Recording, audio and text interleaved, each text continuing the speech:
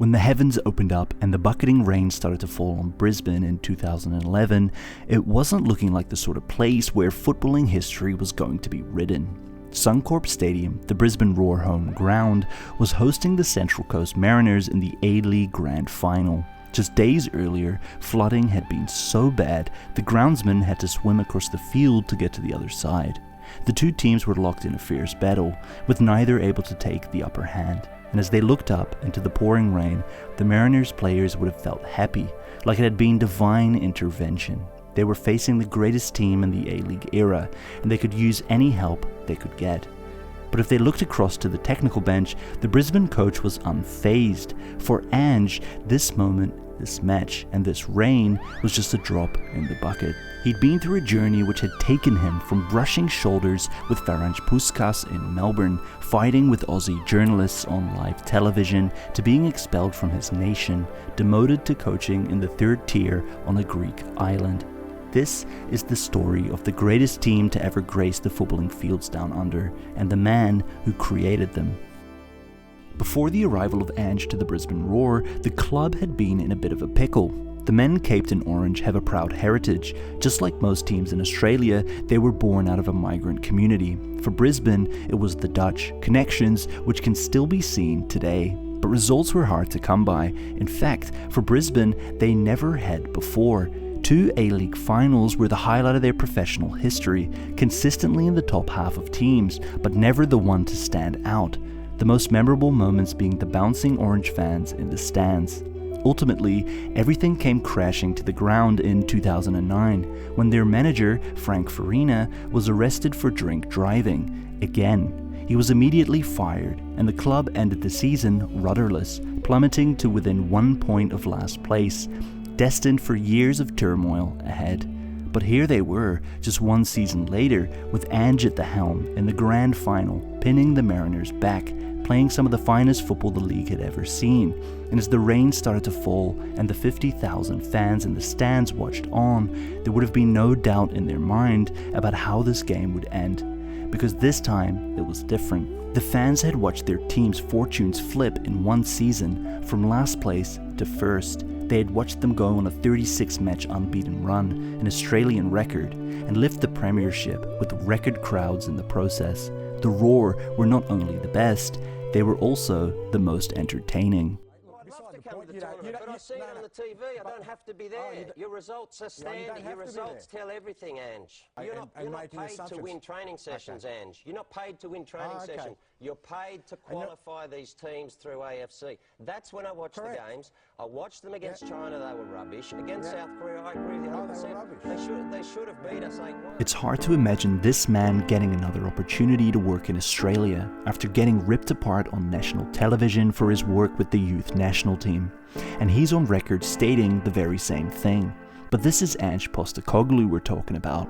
While his predecessor Ferenc was being pulled over by the cops, he was on a personal odyssey through his past. From coaching Panachaiki FC in Patras, Greece, a team in the 3rd division, taking up consultancy work with Football Federation Victoria, and coaching an amateur side, Whittlesea Zebras, in Melbourne. As Brisbane Roar hit its low point, Ange was right alongside with them. The appointment was a match made in heaven. They both had nothing left to lose. The perfect stage for Ange to unleash a bottled up potential that had been brewing for years, born from the flames of his past, and the madness the Aussie footballing world had thrown his way.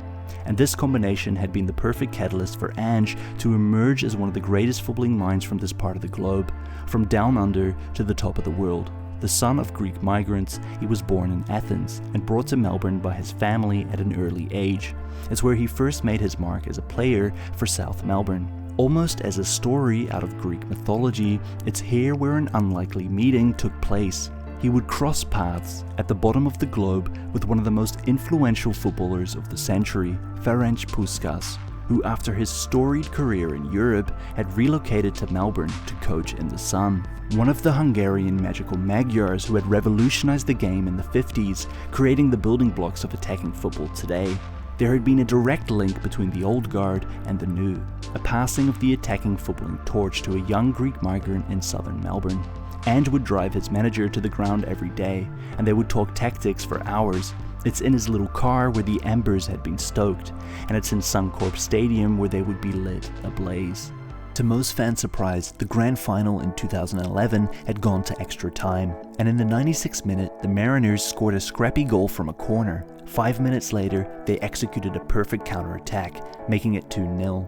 It looked like the dream was coming to an end, an almost perfect season. The rise from the bottom to the top would stop just short of a grand final berth for Brisbane.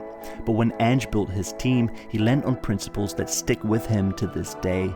Firstly, he wanted attacking football, fluid football, triangles across the pitch, and inverted fullbacks to dominate the midfield with additional bodies. An almost alien concept to a league where half the goals scored at the time came from hoofing the ball long.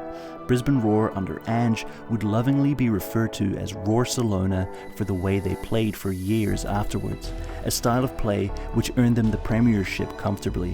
But what happened next in the grand final came from another Ange principle. Because when the Roar were 2-0 down in extra time, in the most important match of their lives, they looked almost unfazed. Puskas had imprinted a lesson which Ange stood by to create a unified dressing room, to get the players to play for something beyond the result, so that whatever is happening on the pitch is just a small part of the story. They were playing for a philosophy, an attacking approach which was unheard of at the time in the league, and the players were completely invested at this point. Along with this, they were also the outsiders. Together, they represented a club whose owners couldn't afford to pay the players at times. They were at the bottom of the barrel. And of all the people in the world, it's Ange who can communicate this feeling. Left behind, ignored, and criticised, an outsider from the moment he stepped foot on Australian soil. The Brisbane players were an extension of his defiance, embodying the same relentless spirit to prove they not only belonged, but had something special. The Roar hit back in the 117th minute with a beautifully crafted move, from centre back to centre forward. And in the final seconds of the match, they thumped in the equalizer from a corner kick. After the 2-2, it went to penalties, which the Roar won comfortably. It's the exact moment the greatest team in A-League history etched their name into the archives, and Ange's career as a tactician was well and truly underway. In the following season, Ange's Roar would crown themselves champions again, becoming the first side to ever win back-to-back grand finals.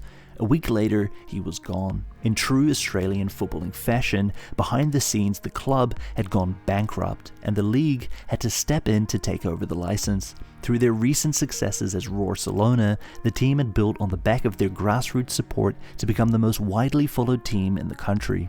The league could not have them fold. So just like that, Ange was gone. It's a small insight into his world and footballing upbringing, from being ousted to winning back-to-back A-League titles. The Australian footballing pressure machine had turned him into the diamond we see today. The team had also shown that success could be built on an attacking philosophy in a traditionally physical and defensively minded league.